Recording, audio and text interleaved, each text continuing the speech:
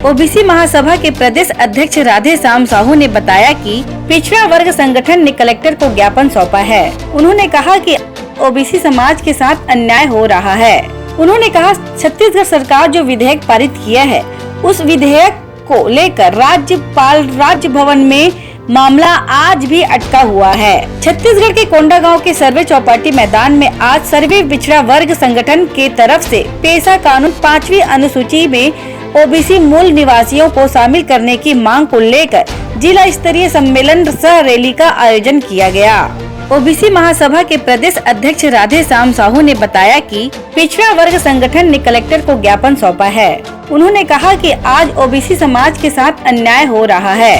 हम हमारे आज स्टूडियो में बैठे हैं माननीय राधे श्याम साहू जी, जो ओबीसी महासभा के प्रदेश अध्यक्ष हैं।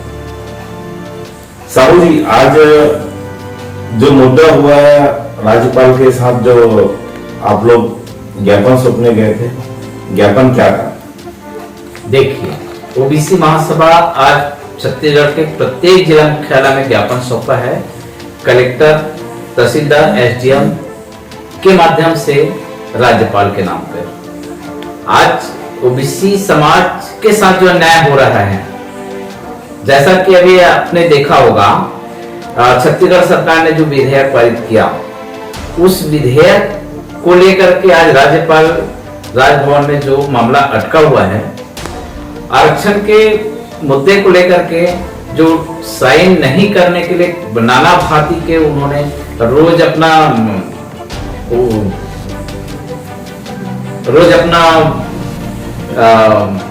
वर्जन बदलते रहते हैं, अपने बाइट बदलते हैं। कभी कहते हैं कि मेरा कानूनी सलाहकार नहीं है, कानूनी सलाह कराने के बाद मैं इस पर साइन करूंगी।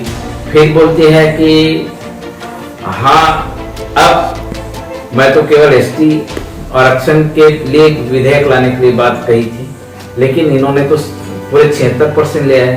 तो ऐसी बेतुकी बातें ओबीसी समाज के लिए नागवार गुजर रहा है, और ऐसे वक्तव्य देने से ओबीसी समाज में ही नहीं, पूरे छत्तीसगढ़ में सभी समाजों में एक भय का वातावरण बना हुआ है, एक विद्वेष का वातावरण बना है। जैसा कि पहले हम लोग भाईचारे के साथ रहते थे, आज आपसी सद्भावना के साथ रहते थे, उसमें अभी कटुता आने की संभावना है।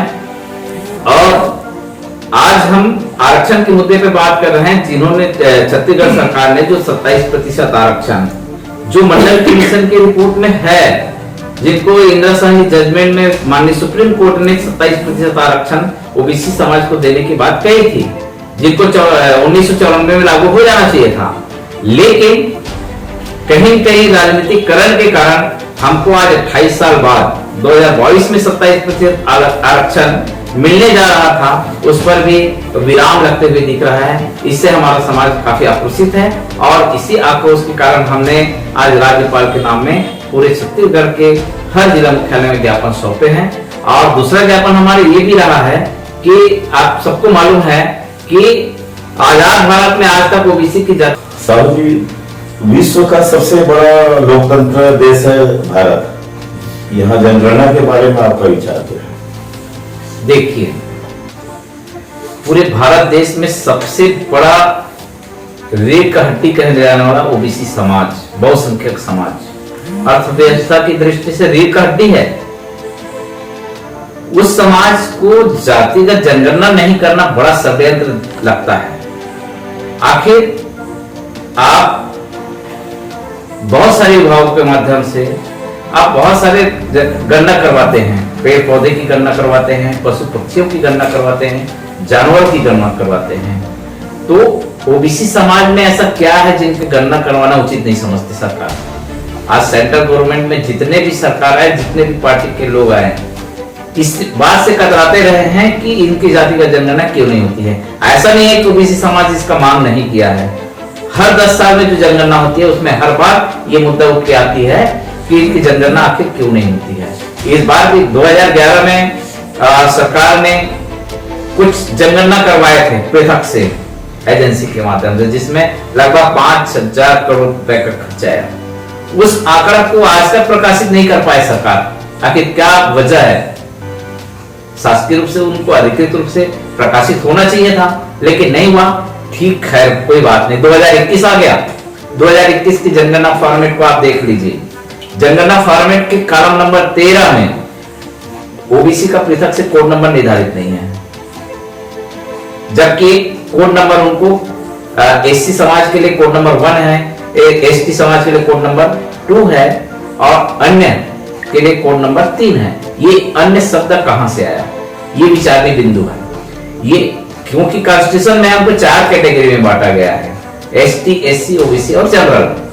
तो कायदे से चारों वर्गों की गणना होनी चाहिए।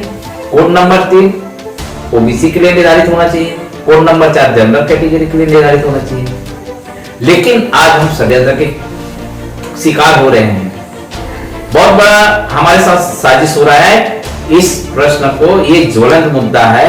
ओबीसी समाज में जन्मे हर व्यक्ति को इस बात पर गौर करना चाहिए, विचार करना चाहिए और एकजुटता का परिचय देते हुए हमें जातिगत जनगणना करवाने के लिए हमें एड़ी चोटी एक कर देना चाहिए। और हम ओबीसी महासभा के माध्यम से इस बात को मुखरता से रखते हैं। पूरे देश भर में हमारा ओबीसी महासभा लगभग 22 राज्यों में संचालित है। उसके माध्यम से हर राज्यों से ये INS सबसे तेज समाचार एजेंसी। इसी तरह की खबर से जुड़े रहने के लिए हमारे चैनल को लाइक और सब्सक्राइब करिए।